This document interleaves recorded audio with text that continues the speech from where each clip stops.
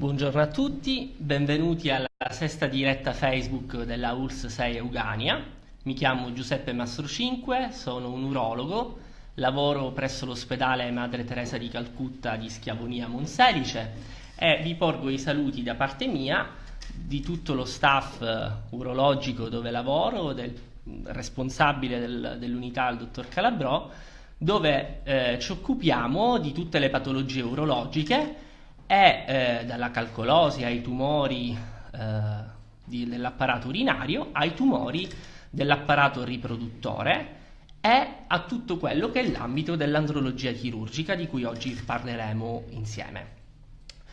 Ci occupiamo appunto di tutte queste patologie, in particolare abbiamo anche degli ambulatori dedicati all'ambito andrologico chirurgico e delle sale operatorie in cui operiamo queste patologie.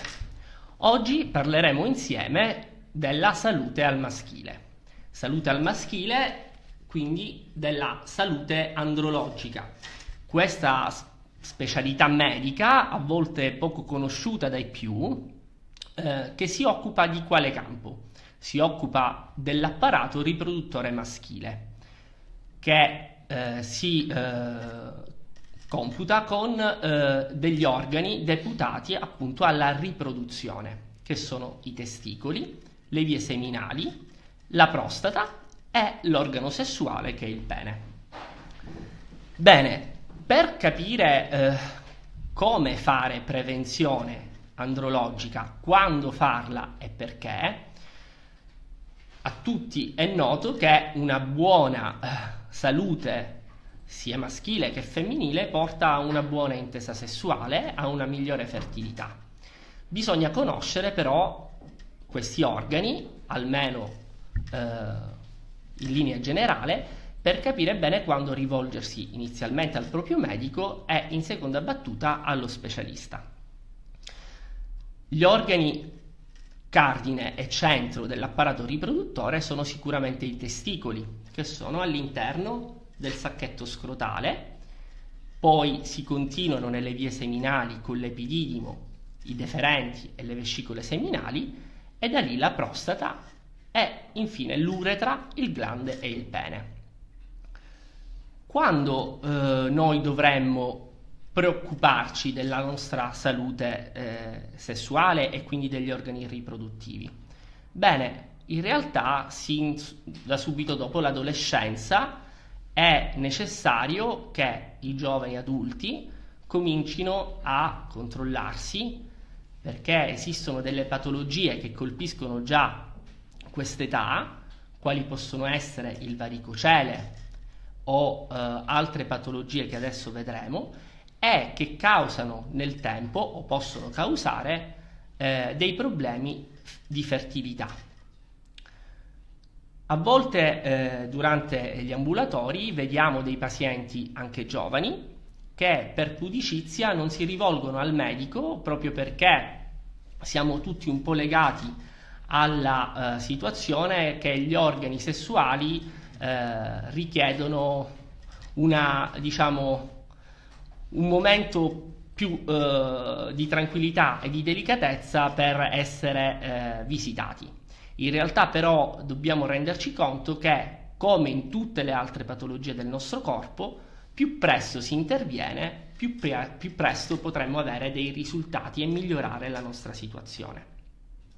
Dicevamo, i testicoli sono contenuti nel sacchetto scrotale e quando noi vediamo o notiamo che questo sacchetto abbia una diversa risoluzione rispetto a prima, per esempio troviamo che è ingrossato, è diventato tumefatto, una parte di questo scroto è dolorante, è caldo, è rosso, sicuramente è il momento opportuno per rivolgersi al medico.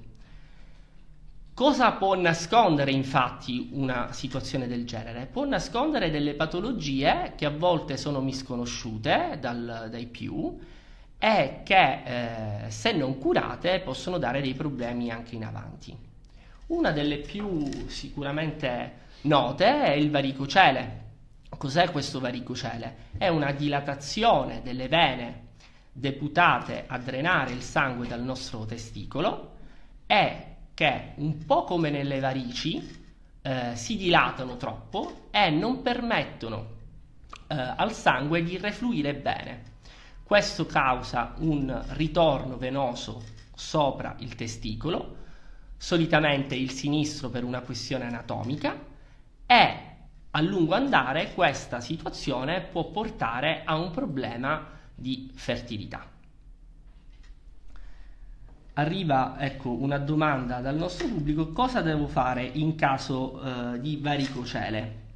Bene, in caso di varicocele, come dicevo, a volte non sappiamo subito che è quella la nostra patologia. La sensazione che il paziente può avere è quella di sentire come un ispessimento, clinicamente si diceva un sacchetto di vermi, sopra il testicolo sinistro.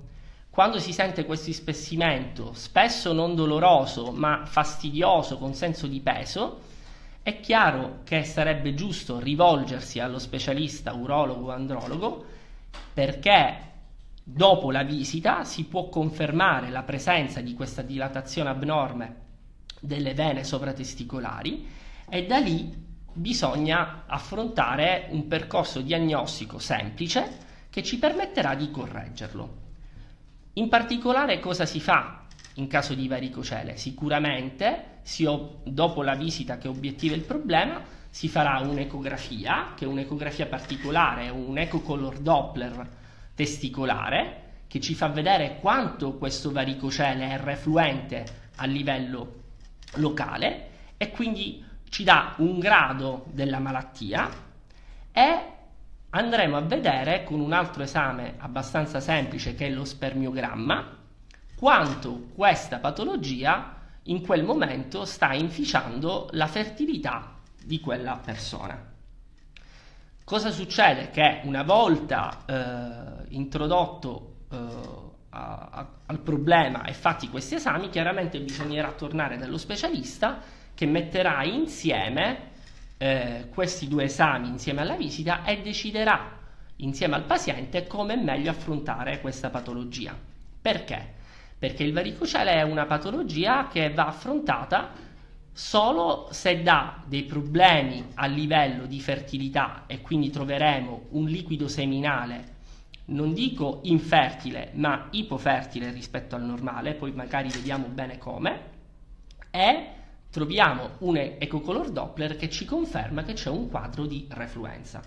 In questo caso, ad oggi, ci sono delle tecniche mini-invasive per poter risolvere il problema del varicocele, con la scleroembolizzazione, per esempio, perché si va a iniettare un farmaco sclerosante che blocca questa vena refluente e, bloccando il reflusso, risolve la patologia. Altre tecniche chirurgiche si possono effettuare, ma sono solitamente riservate a una patologia più grave o recidiva. Cosa si può trovare a livello dello spermiogramma in un paziente affetto da varicocele? Bene, possiamo trovare varie forme di risultati dello spermiogramma. A volte ci può capitare di trovare una ipoposia, un termine che chiaramente ai più non sanno cosa si stia riferendo. È una diminuzione dell'eiaculato. Oppure possiamo trovare un'oligospermia, quando gli spermatozoi all'interno dello spermiogramma da noi effettuato sono molto minori rispetto a quelli che solitamente si trovano. Un'altra patologia che è frequente è l'astenospermia, quando gli spermatozoi ci sono ma si muovono male, perché la fertilità dello spermatozoo è data anche dalla sua motilità verso l'ovulo. E un'altra, e la più temibile, è la teratospermia, quando le forme di spermatozoi non sono normali, o comunque la stragrande maggioranza non è normale. devono essere normali almeno il 4% degli spermatozoi presenti in questo spermiogramma. L'eliminazione della visita di leva ha creato un vuoto nella prevenzione e nella diagnosi precoce giovanile? Come si può superare? Che si lega anche alla domanda precedente, in quali problemi effettuare una visita andrologica. Bene, sicuramente la visita di leva era un momento importante per la vita del giovane adulto, perché era quel momento in cui non si poteva scappare dal primo controllo andrologico, era il momento in cui il paziente veniva valutato in tutta la sua interezza e quindi anche a livello testicolare e penieno, e spesso si scoprivano delle situazioni da correggere, come appunto il varicocele che abbiamo detto.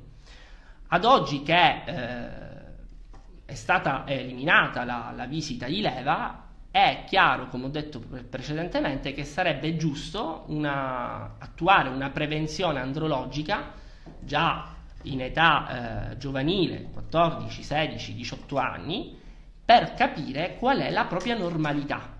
Questo perché? Perché così come si è fatto tanto in ambito di prevenzione ginecologica, e abbiamo fatto dei passi da gigante negli ultimi decenni in ambito di prevenzione ginecologica, pensiamo per esempio all'autopalpazione del seno nelle donne, l'uomo dovrebbe attuare un'autopalpazione anche lui dei suoi genitali, in particolar modo dei testicoli. I testicoli che hanno possono presentare un problema di tumefazioni particolari che in caso vengono rinvenute dal paziente devono essere immediatamente attenzionate al medico. Questo perché? Perché purtroppo i tumori testicolari hanno la loro incidenza maggiore nell'età giovanile e giovane adulta, quindi dai 16 ai 36-38 anni. Se però uno non conosce la sua normalità, come può affrontare il problema dell'autopalpazione? Quindi chiaramente dopo una visita urologica, andrologica, può capire qual è la sua normalità e da lì fare una autodiagnosi di anormalità, per cui rivolgersi immediatamente al medico.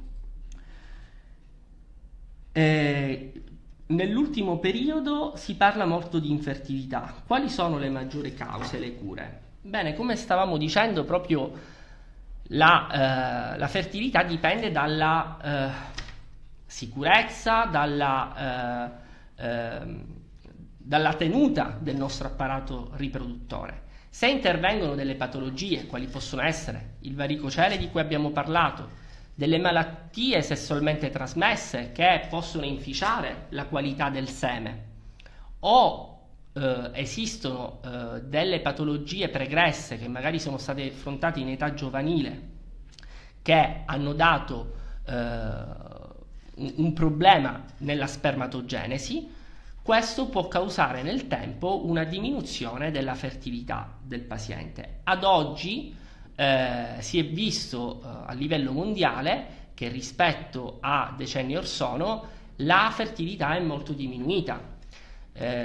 Questo è dovuto sicuramente all'inquinamento che ci attorna, è dovuto al fumo di sigaretta, è dovuto anche a comportamenti non completamente, diciamo, controllati nell'ambito sessuale, perché è importantissimo in questo caso, per esempio, prevenire eventuali infezioni dell'apparato sessuale che possono a lungo andare, soprattutto se non curate in maniera opportuna, bloccare o diminuire appunto la fertilità degli spermatozoi, e quindi bisognerebbe sempre di più prevenire anche con l'uso del preservativo in caso di non ricerca di gravidanza o quando non si ha appunto una partner fissa.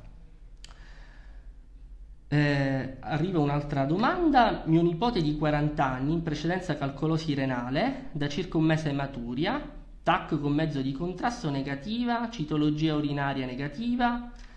Quale può essere la causa? Ematuria importante non è sicuramente una situazione andrologica, ma è urologica generale. Per fare solo un breve flash, quando anche la TAC è negativa, a volte esistono delle ematurie sine causa, anche da sforzo fisico, soprattutto nei giovani, però in questo momento ci aliena dal nostro problema odierno. Sesso felice a 60 anni e oltre, quali le regole d'oro?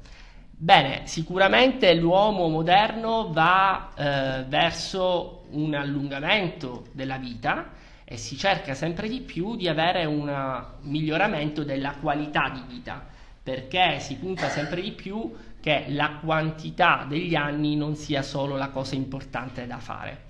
La qualità della vita sicuramente nella qualità della vita è determinante anche la salute sessuale. Beh, a 60 anni e oltre, oggi l'uomo continua a mantenere un'attività sessuale abbastanza buona. Con l'avvento nel mercato farmaceutico ormai da anni di alcune sostanze che agevolano l'erezione, questo permette sicuramente una migliore risultato a livello sessuale. Queste sostanze, il cui capostipite sicuramente tutti voi ricorderete è il Viagra. Ad oggi si sono sviluppate tante altre molecole che hanno più o meno gli stessi effetti del capostipite e che agiscono in maniera similare, dando un risultato pregnante nell'80% almeno dei pazienti.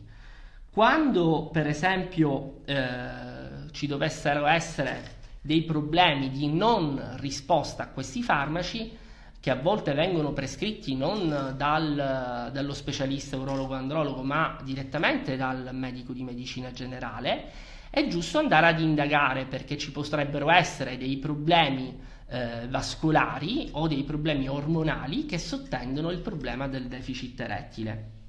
E sicuramente è importante andare ad indagare meglio, perché si è visto che spesso il deficit erettile è solo la punta dell'iceberg di altri problemi a livello soprattutto cardiovascolare di cui il paziente magari non si è occupato. C'era una domanda sulle malattie sessualmente trasmissibili. In questo momento bisogna dire che la libertà, diciamo, di vita dei tempi moderni e dei giovani e degli adulti moderni ha portato sicuramente a un aumento nuovamente delle malattie sessualmente trasmesse. Ricordo ancora che ormai anni or sono, quando ero studente, già il mio professore di dermatologia diceva che la vecchia signora è tornata, e con la vecchia signora intendeva sicuramente la sifilide. Infatti storicamente le cliniche dermatologiche addirittura si chiamavano cliniche dermosifilopatiche, per quanto era diffusa questa patologia. È una patologia che sta tornando, assolutamente sì, è una patologia curabile, ma è una patologia in cui bisogna intervenire subito nel caso in cui si ravveda la necessità, perché è una patologia che, se non curata, ha degli stadi di avanzamento che possono portare anche a gravi compromissioni del nostro corpo.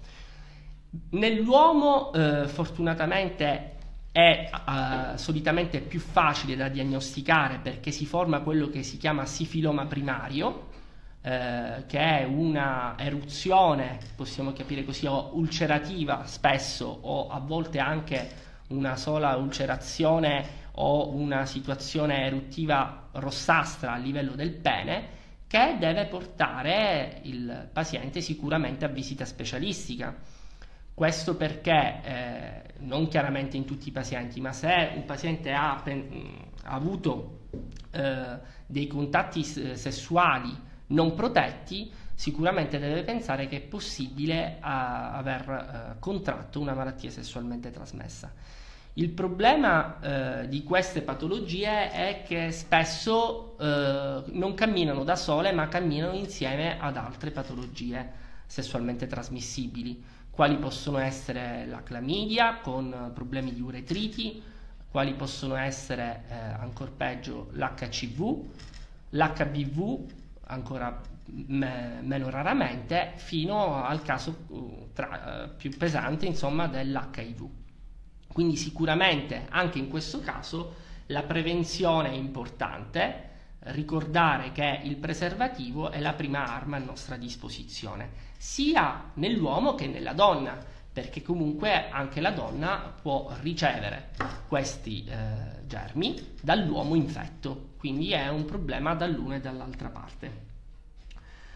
Abbiamo un'altra domanda: dottore, ci sono rimedi e cure per l'eiaculazione precoce? Bene, l'eiaculazione precoce è un capitolo dell'andrologia un po' particolare, perché spesso è associata anche al deficit erettile, ma ancor di più oggi bisogna ben distinguere nel paziente se è un'eiaculazione vera o meno. Quindi è molto importante in quel caso la visita e il colloquio col paziente. Bisogna capire se è un'eiaculazione precoce di prima insorgenza, se è una vera eiaculazione precoce, perché i tempi, diciamo così, sessuali fino all'eiaculazione sono molto diversi nell'ambito umano. Si può andare dal minuto e mezzo fino a oltre i 30 minuti. Diciamo che nella stragrande maggioranza si va fra i 5 e i 6 minuti fino a un'eiaculazione. Chiaro è che ci sono delle situazioni in cui l'eiaculazione precoce è davvero un problema, quando parliamo per esempio dell'eiaculazione anteportam, cioè esistono dei pazienti che soffrono di questa patologia e raggiungono un grado di eccitazione così alta tanto da eiaculare ancora prima di avere un rapporto intravaginale. Chiaramente in questo ambito si devono intanto escludere dei problemi anatomici, quindi si va a fare la visita con lo specialista per vedere se c'è un problema, ad esempio di fimosi di frenulo corto, che può a volte rendere ancora più veloce l'eiaculazione, ed è un problema che sicuramente deve essere affrontato anche dal punto di vista psicosessuologico, perché solitamente è anche la situazione generale della persona, del suo modo di relazionarsi con gli altri, che può inficiare anche il problema dell'eiaculazione. Cosa dire? Che sicuramente quando c'è un'eiaculazione precoce il paziente deve cercare di affrontare il problema, non chiudersi e non risolvere il problema e pensare che sia un problema insormontabile. Ad oggi ci sono anche delle terapie topiche che possono migliorare la situazione, sono delle medicine che si applicano con delle creme o degli spray a livello del glande, del pene, per diminuire la sensazione di eccitazione, oppure si possono utilizzare, c'è un farmaco specifico per l'eiaculazione precoce che ha dato dei buoni risultati, però ad onor del vero spesso associato alla psicosessuologia, perché affrontare il problema psicologico del paziente e della coppia è la cosa più importante.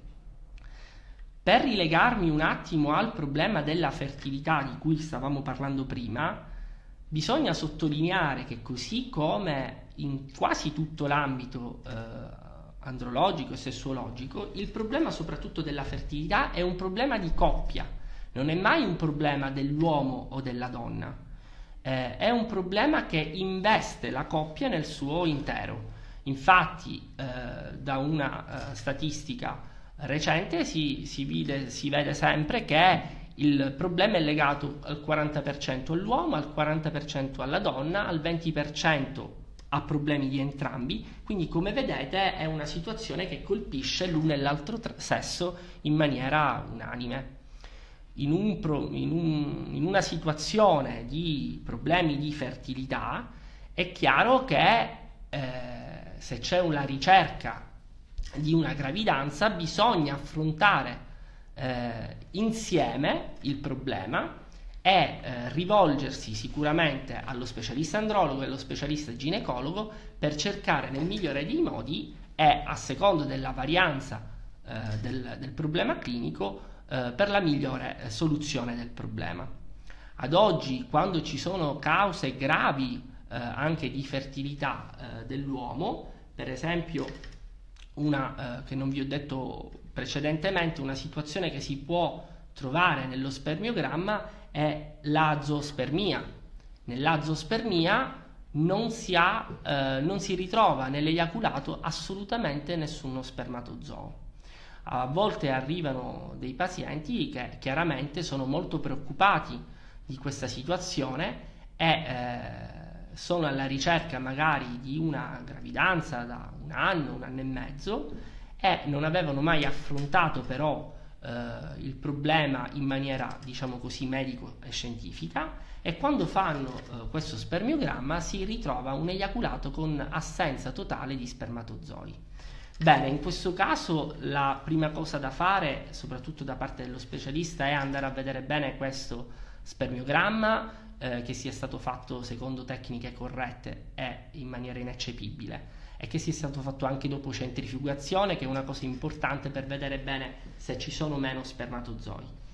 Se si dovesse confermare la cosa, è chiaro che il paziente e la coppia dovranno essere avviati a una serie di indagini anche cromosomiche, genetiche e poi di avviamento alla procreazione medicalmente assistita. Nel caso in cui l'uomo sia con un grado di ipofertilità o infertilità importante, si possono arrivare a tecniche di ricerca di spermatozoi direttamente a livello del testicolo o dell'epididimo, con degli interventi i cui acronimi sono MESE e TESE, che in poche parole vanno a ricercare con tecniche microchirurgiche direttamente all'interno del testicolo e dei canalicoli se ci sono degli elementi di spermatozoi che possono essere recuperati per poi andare a provvedere alla procreazione medicalmente assistita.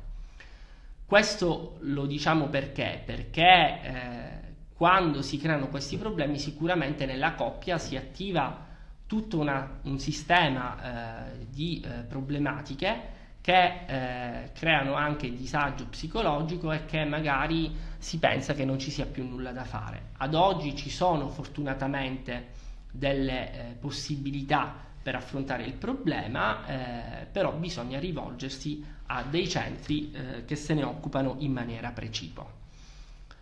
Bene, da questo punto di vista della fertilità, diciamo, possiamo dire che si può affrontare in questo modo.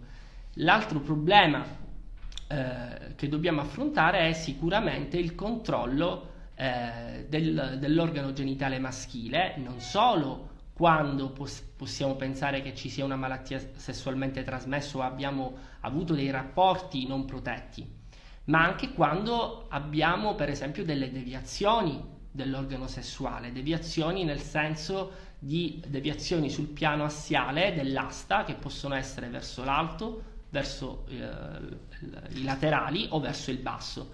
In quel caso esistono delle patologie che nell'età adulta sono quasi sempre dovute all'induratio penisplastica o malattia di Laperoni, che è una fibrosi della tunica che avvolge i corpi cavernosi e che quindi ispessendosi crea una deviazione dell'asta. Non sempre questo è un problema da affrontare chirurgicamente. Ad oggi ci sono anche delle terapie infiltrative che si possono, di cui il paziente può essere agevolato, ma sicuramente è una situazione da attenzionare dal punto di vista medico, perché la deviazione può essere tale e tanta da superare i 60 gradi e non permettere più nessun approccio sessuale. Ok, adesso ci avviamo verso la fine della nostra diretta. Sicuramente abbiamo un po' potuto discutere in linea generale di questi problemi sessuologici, andrologici e di fertilità. Possiamo vedere se arriva qualche altra domanda. Se ci sarà risponderemo.